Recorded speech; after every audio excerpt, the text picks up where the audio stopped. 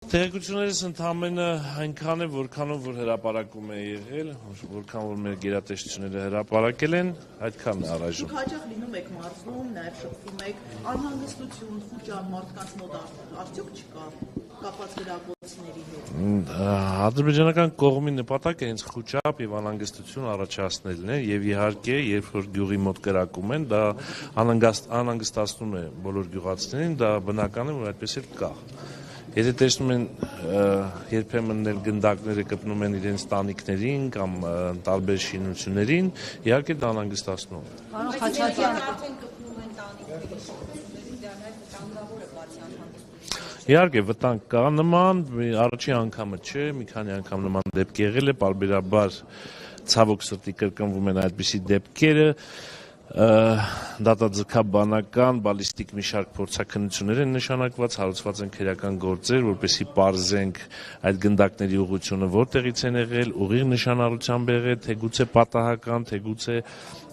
այլ հանգամանքներում ես քրեական գործերի քննություններից արդեն այդ մտադրություններն էլ ավելի կպարզեցվեն։ Որը Երեք այդ Ռուսաստանի պաշտպանության նախարարն է ստեղծան ասել Սյունիքում, որ Ռուսաստանի, ինչ ասել, որ բավականին անհանգստություն կա, ստեղծան ԱՄՆ պետքարտուղարն է դա ասում, բայց Հայաստանի իշխանությունները վստահեցնում են, անգամ երեք Նիկոլ Փաշինյանը ասել է, որ խաղաղություն լինելու, ինչու է այսպես շատ տարբեր որովհետև որոշ գերտերություններ իրանց շահերը ունեն, իսկ Հայաստանի Հանրապետության իշխանությունը ասում այն, ինչը որ կա։ Եվ դրա համար պատասխան է տալիս, որևէ գերտերության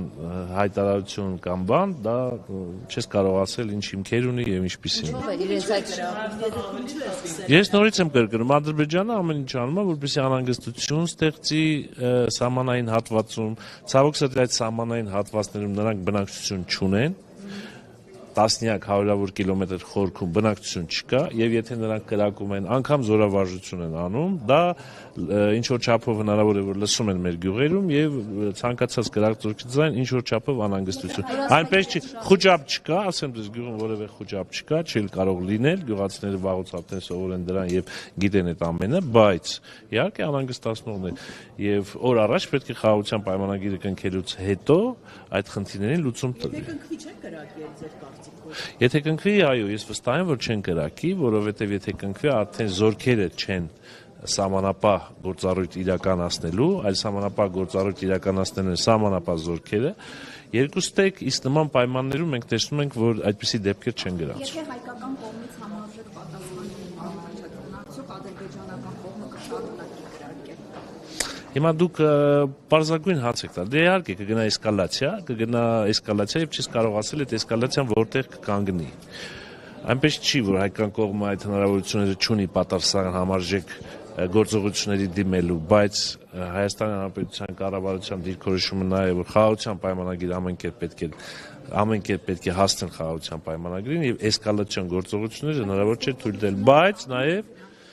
չեն տանում, որովհետև մեր զինված ուժերը բավականին adekvat եւ հավասարակշռված գործողություններ են իրականացնում եւ որևէ էսկալացիոն գործողություններ Հայաստանի Հանրապետությունից հնարավոր չէ սպասել։ Խաչատրյան, երբ ասում եք իրենց շահերին են, ռազմական էսկալացիայի նախագիծը չեք համարում։ Ոչ։ Երբ ասում եք, որ իրենց շահերին են, այսինքն Ռուսաստանի կամ Միացյալ Նահանգների, ինչ նկատի ունեք, որտեղ Ուկրաինայի Ես չեմ կարող ասել։ Եկեք Ուկրաինան եւ այլը չխառնենք Հայաստանի Հանրապետության հետ։ Հիմա ասում եմ, դա խաղաղությունը այլընտրանք չունի։ Մեր երկու երկրների միջև դա լինելու է, խաղաղության պայմանագիրը լինելու է, դելիմիտացիա լինելու է, սահմանից զորքերը հեռացվելու են, սահմանապահներն են հսկելու սահմանային հատվածները, պրոցեսներ են, որը պետք է այդ պրոցեսների մեջով անցնի, իհարկե պետք է անի, իհարկե պետք է անի։ Ռուսաստանի հյուպատոսության հետ կապված նորություն կա։ Ոչ, ճիշտ ասած նորություն չունի։ Դա է խնդիրը, որ Ֆրանսիան օրինակ ոնց որ վերջին արտգործնախարարի այցից հետո ասաց, որ Սյունիքում մտադիր է Ֆրանսիան բացել։ Մտադիր չի, ամսի 2-ին բացումն է, 2-ին թե 3-ին, 2-ին որքան։ Այո, Ֆրանսիայի հյուպատոսության բացումն է Գորիս քաղաքում, ես անձամբ ներկա եմ լինելու եւ մասնակցելու եմ այդ միջոցառումներին։ Ռուսաստանի դեպքում ինչու է խնդիրը ուշանում։ Չեմ կարող, դա Ռուսաստանից հարցրեք եւ ԱԳՆ-ից, ես չեմ կարող ասել։ Հայաստանի իշխանությունը չի այսպես համաձայնություն տալիս, ուզում ենք Չէ, բայց ինչի՞ նման։ Ասում են Լավրովն էլ էստեղ ասաց, որ քննարկել ենք այդ հարցը, այնտեղ հյուպատոսություն բացելու։ Դե եթե քննարկել են, պետքա բացեն, էլ ինչու եք դուք եզրակացնում Հայաստանի իշխանությունները ինչ որ խոչընդոտներ են ստեղծում։ Դե դա արդեն Ռուսաստանի խնդիրն է։ Ֆրանսիայի դեպքում կարծես ավելի շատ։ Չէ, Ֆրանսիան էլ արդեն 2-3 տարի է այդ գործընթացը գնում է։ Եվ ասեմ ավելին, այդ խոսակցությունները սկսվել էր 2022 թվականի սեպտեմբերից հետո, երբ որ հարձակում եղավ Սյունիքի ուղղությամբ, եւ այդ ժամանակահատվածից սկսված այդ խոսակցությունները, բանակցությունները ընթանում են, որպեսզի Ֆրանսիան ունենա հյուպատոսարան Գորիս քաղաքում, որը շատ կարեւոր է եւ դրական ազդեցություն կունենա ընդհանուր միջավայրի վրա։